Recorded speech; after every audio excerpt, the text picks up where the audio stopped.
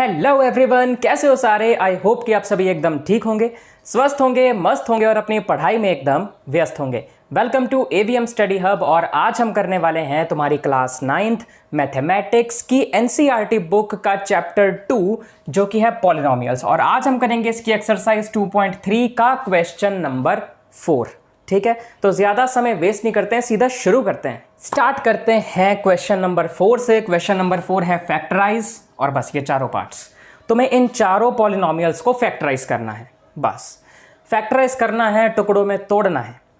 अब यहां पर हमें कोई भी मेंशन नहीं है कि हम किस मेथड से फैक्टराइज करें, फैक्टर थ्योरम से करें या फिर splitting the middle term method से करें। तो हम किसी भी मेथड से कर सकते हैं, और मैं तुम्हें भी यही कहूंगा, यही सजेस्ट करूंगा कि तुम भी splitting the middle term method से ही किया करो। ठीक है, splitting the middle term method से जब तुम करोगे ना तो तुम्हारा टाइम भी बचेगा और गलती होने के चांसेस भी काफ़ी कम रहेंगे। ठीक है, तो उसी से करते हैं। शुरुआत करते हैं फर्स्ट पार्ट से। इसको मैं नाम दे देता हूं p ऑफ x, पहले पॉलिनोमियल को, और क्वेश्चन है 12x² यानी पहला पार्ट है -7x + 1। पहला स्टेप क्या होता है, x² का जो कोएफिशिएंट है और एक जो ये कांस्टेंट टर्म है इसको मल्टीप्लाई करो। मल्टीप्लाई करके जो नंबर आएगा उसको साइड में लिख लो। अब देखो यहाँ पे 12 है, यहाँ पे 1 है। 12 1 सा कितना होता है, 12 होता है, तो लिख लिया। अब ये जो x का कोएफिशिएंट है जो कि है -7 यहाँ पर, उसको साइड में लिख लो। अब कोई भी दो नंबर ऐसे सोचो जिनको मल्टीप्लाई करने पे तो 12 आए, प्लस या माइनस करने पे -7 आए। तो ऐसे कौन से दो नंबर हैं? ऐसे दो नंबर हैं 4 और 3। 4 और 3, क्योंकि 4 और 3 को अगर मैंने मल्टीप्लाई किया तो 12 आएगा, और 4 और 3 को प्लस किया तो प्लस का 7 आएगा, पर हमें चाहिए माइनस का 7। तो मैं क्या करता हूं, इसके आगे भी माइनस का साइन, इसके आगे भी माइनस का साइन डाल दूंगा, तो ये माइनस का 7 ही आएगा।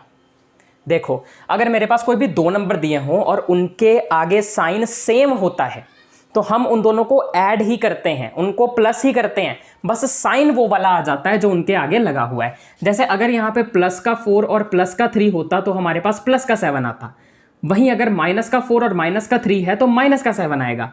अगर हमारे पास प्लस का 4 पर माइनस का 3 होता तो 1 आता, यानी एक प्लस का एक माइनस का साइन अलग अलग साइन हो जाते ना, तो हमारे पास ये माइनस होता और 1 आता। पर अगर दोनों साइन सेम है, या तो प्लस का या तो माइनस का, तो वो होंगे तो प्लस ही, पर प्लस होने के बाद साइन वो आएगा आगे जो इन दोनों के आगे लगा हुआ है। जैसे -4 -3 करेंगे तो माइनस का 7, +4 +3 करेंगे तो प्लस का 7। आया समझ? तो 4 और 3 ऐसे नंबर हैं जिनको मल्टीप्लाई करने पे 12 आएगा और माइनस माइनस करने पे माइनस का 7 आएगा। ठीक, अब अगला स्टेप है p ऑफ x = पहला term as it is 12x², जो बीच वाला टर्म है, तभी तो कहते हैं इसे स्प्लिटिंग द मिडल टर्म। जो मिडल टर्म है, बीच वाली टर्म है, इसको स्प्लिट कर दो यानी तोड़ दो। -7x को लिखो -4x -3x, जो तुमने ढूंढा, -4x -3x, आगे फिर ये प्लस का 1 एज इट इज। ठीक है, ये -7x को तोड़ा, -4x -3x, कैसे वो मैंने बता दिया। हमें कोई भी दो नंबर ही ऐसे ढूंढने, जैसे कि अभी मैंने बताया ये कैसे ढूंढने, अब इसको बार बार क्या ही बताना। आगे बढ़ते हैं। ठीक है, अगला स्टेप p ऑफ x नाम दे दो। इन दोनों में से कॉमन ले लो, अब जो भी कॉमन है, जो भी सेम है दोनों में। अब इन दोनों में सेम क्या है, देखो 12 किन दो नंबर से मिलके बना है, 4 और 3 से, है ना। अब इन दोनों में से क्या कॉमन है, 12 के अंदर भी 4 आ रहा है और यहाँ पे भी 4 है, तो एक तो 4 कॉमन है। इन दोनों में और कुछ कॉमन है, x भी तो कॉमन है, इसके पास भी x² है, इसके पास 2x है, इसके पास 1x है, तो एक x भी कॉमन है। अब लगाएंगे ब्रैकेट। अब ब्रैकेट में इन दोनों में से हम वो लिखेंगे जो 4x जिसमें ना हो, यानी 4x हमने बाहर निकाल लिया। अब 4x निकालने के बाद इन दोनों के अंदर जो भी बचा है वो हमें ब्रैकेट में लिखना है। अब देखो 12 में से 4 तो निकाल लिया, तो क्या बचा, 3 बचा, तो ये 3 लिख दिया हमने। अब यहाँ पर इसके साथ में x² है, यानी कि 2x है, 2x हैं, जिसमें से एक x तो कॉमन हो गया, सिर्फ एक x इसके साथ में बच गया। बाद में ये वाला माइनस का साइन, और 4x तो पूरा पूरा ही कॉमन आ गया, 4x का 4x, यानी यहाँ पर कुछ नहीं बचा, यानी कि 1 लिखेंगे। फिर 3x और 1 में से तो कुछ कॉमन है ही नहीं, तो मैं क्या करूँगा, सबसे पहले इस माइनस के साइन को एज इट इज़ डाल दूंगा और सिर्फ 1 कॉमन ले लूँगा, क्योंकि मैथमेटिक्स में जिसका कोई नहीं होता उसका 1 होता है। अब यहाँ कुछ कॉमन नहीं था तो हमने 1 लिखा।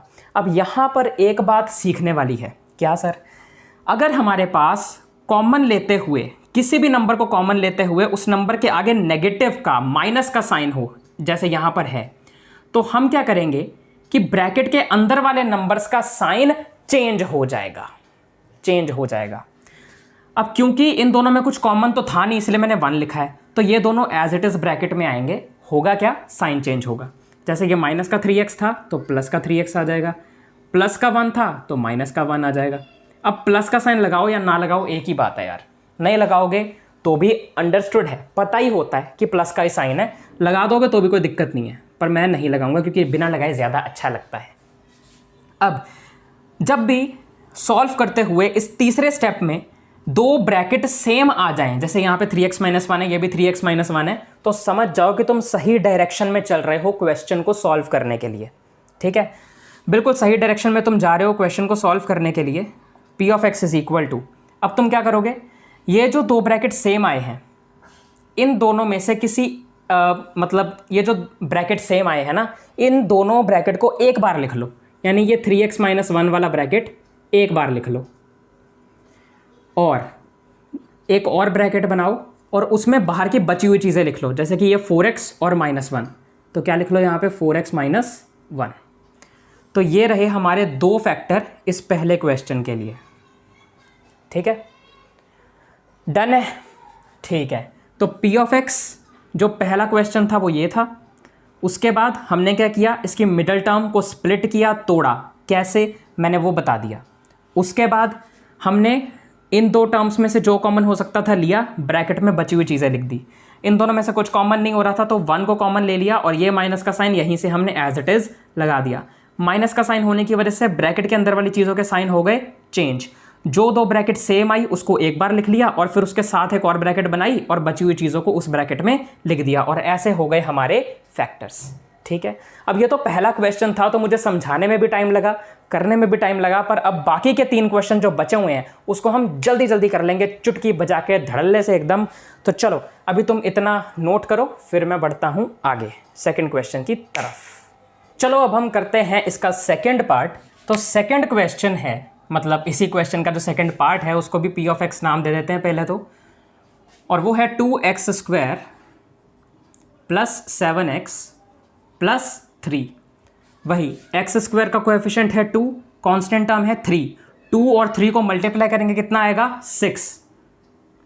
उसके बाद x का कोएफिशिएंट है 7। दो ऐसे नंबर ढूंढो जिनको मल्टीप्लाई करने पे 6 आए, प्लस या माइनस करने पे प्लस का 7 आए, तो वो नंबर हैं 6 और 1, 6 और 1। 6 और 1 को मल्टीप्लाई करेंगे तो 6 आएगा, प्लस करेंगे तो 7 आएगा। ठीक है, ये तो ईजी था। अब उसके बाद सेकंड स्टेप में क्या करो, p ऑफ x लिखो, first term as it is लिखो, बीच वाला जो टर्म है उसको तोड़ दो, +6 + 1 में, तो +6x प्लस, अब 1x लिखो या अकेला x लिखो एक ही बात है, कुछ भी लिख सकते हो, +3। अब इन दोनों में क्या कॉमन है, इन दोनों में एक तो 2 कॉमन है और x कॉमन है, ले लो, p of x is equal to 2x। अब यहाँ से 2 कॉमन आ गया, x² यानी x 2 थे उसमें से एक x कॉमन आया तो सिर्फ एक x बचा, ये प्लस का साइन एज इट इज़। अब 6 जो है वो मिलके बनता है 2 और 3 से। अब इसमें से 2 तो कॉमन आया हुआ है तो बचा सिर्फ 3, तो यहाँ पर 3 रह गया, और ये वाला x तो कॉमन है ही तो बस यही बचा, प्लस x और 3 में से कुछ भी कॉमन नहीं है इसलिए मैं 1 कॉमन ले लूँगा और अंदर यही x + 3 एज इट इज़ बच जाएगा। उसके बाद p of x is equal to x + 3, दो सेम ब्रैकेट आ गए, इसको एक बार लिखेंगे x + 3 और बची हुई चीज़ों को इसके साथ वाले ब्रैकेट में लिखेंगे 2x + 1। ईजी हो गया, देखा कितनी जल्दी हो गया। पहले वाला मैं तुम्हें थोड़ा सा डिटेल में समझा रहा था इसलिए थोड़ा सा टाइम लगा, वैसे तो वरना बहुत आसान और बहुत ही कम टाइम में हो जाने वाले क्वेश्चन है ये। नोट कर लो, आगे बढ़ते हैं फिर। चलो अब हम करते हैं थर्ड क्वेश्चन को। थर्ड क्वेश्चन है, p ऑफ x नाम दे देते हैं अगेन, 6x² + 5x - 6। अब अगला step, p of x is equal to x square का कोएफिशिएंट है 6, कांस्टेंट टर्म भी है 6, तो 6 6 ज़ा 36। उसके बाद प्लस 5x का कोएफिशिएंट है। कोई भी दो नंबर ऐसे ढूंढो जिन्हें मल्टीप्लाई करने पे 36 आए, प्लस या माइनस करने पे 5 आए। और ऐसे दो नंबर्स हैं 9 और 4, है ना, 9 और 4, 9 और 4, क्योंकि 9 और 4 को मल्टीप्लाई करेंगे तो 36 आएगा, और 9 में से 4 को माइनस करेंगे तो 5 भी आएगा। प्लस का 9 होना चाहिए, माइनस का 4 होना चाहिए। सीधी सी बात है, 9 में से 4 माइनस करोगे 5 आएगा। अब बस कुछ नहीं, आगे बढ़ो। 6x square as it is, plus 5x को स्प्लिट कर देंगे प्लस 9x माइनस 4x में, प्लस 9x माइनस 4x में, और ये इधर माइनस का 6 एज इट इज। आगे बढ़ते हैं। p of x is equal to, यहाँ पर क्या कॉमन लिया जा सकता है? एक तो इन दोनों में 3 कॉमन है, और तो एक इन दोनों में x कॉमन है। अब 6 जो है वो मिलके बनता है 2 और 3 से, और 9 मिलके बनता है 3 और 3 से। 3 3 ज़ा 9, 2 3 ज़ा 6। ठीक है, अब 6 वाले में से ये 3 तो मैंने कॉमन लेके बाहर निकाल लिया, तो क्या बचा? 2। तो इसमें से एक तो बचा 2, और x स्क्वायर था यानी 2x थे, एक x कॉमन हो गया यानी एक x बचेगा। फिर ये प्लस का साइन एज इट इज। अब 9 में से यहाँ पे 2 3 हैं, एक 3 तो कॉमन हो गया, तो क्या बचा? एक 3 और बचा। एक 3 कॉमन हो गया ना, तो सिर्फ एक ही 3 बचा, और ये वाला एक ही x था और वो एक x कॉमन हो चुका है, यानी अभी और कुछ नहीं बचा। आगे बढ़ते हैं। इन दोनों में एक तो माइनस कॉमन है और 2 कॉमन है। अब क्योंकि यहाँ माइनस के साइन के साथ एक नंबर कॉमन आया है, तो ब्रैकेट वाली चीज़ों के साइन भी चेंज हो जाएंगे, पता है ना। अब 4 किससे मिलके बनता है? 2 मल्टीप्लाई 2 से। एक 2 तो कॉमन आ गया यहाँ पर, है ना, यानी कि एक 2 बचा, एक 2 बचा, और ये वाला x भी बच गया क्योंकि कोई x कॉमन नहीं आया, क्योंकि इसके पास x नहीं था 6 के पास, इसलिए हमने x कॉमन नहीं लिया। कॉमन वही चीज़ें होती हैं जो दोनों नंबर्स के पास हो। ठीक है, अब 4x से पहले नेगेटिव का साइन था, पर यहाँ मैंने लगाया पॉजिटिव क्योंकि नेगेटिव साइन बाहर लगा हुआ है, तो साइन चेंज हो चुका है।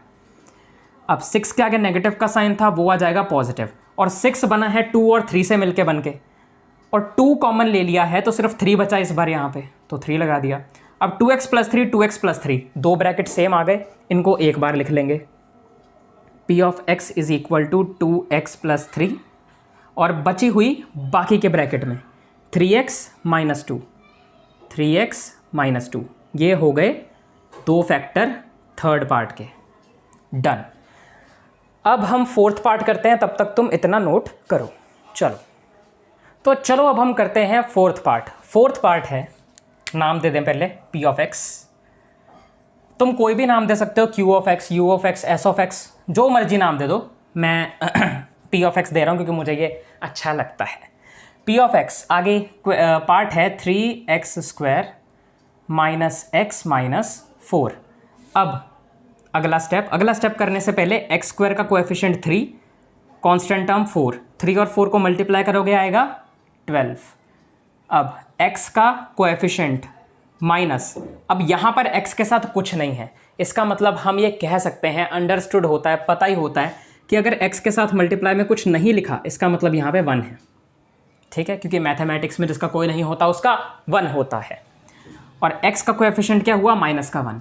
अब कोई भी दो नंबर ऐसे बताओ जिनको मल्टीप्लाई करने पे 12 आए, प्लस या माइनस करने पे माइनस का 1 आए, तो वो दो नंबर्स हैं 4 और 3, 4 और 3, क्योंकि 4 और 3 को मल्टीप्लाई करोगे तो 12 आएगा, माइनस का 4 प्लस का 3 करोगे तो माइनस का 1 आएगा। कैसे सर? यार देखो, अगर मेरे पास प्लस का 4 माइनस का 3 होता, या तुम 4 माइनस 3 करते, तो यहाँ पे 1 होता। क्यों होता? क्योंकि यहाँ पर एक साइन प्लस का, एक साइन माइनस का, तो ये तो पक्की बात है कि होना तो माइनस ही है।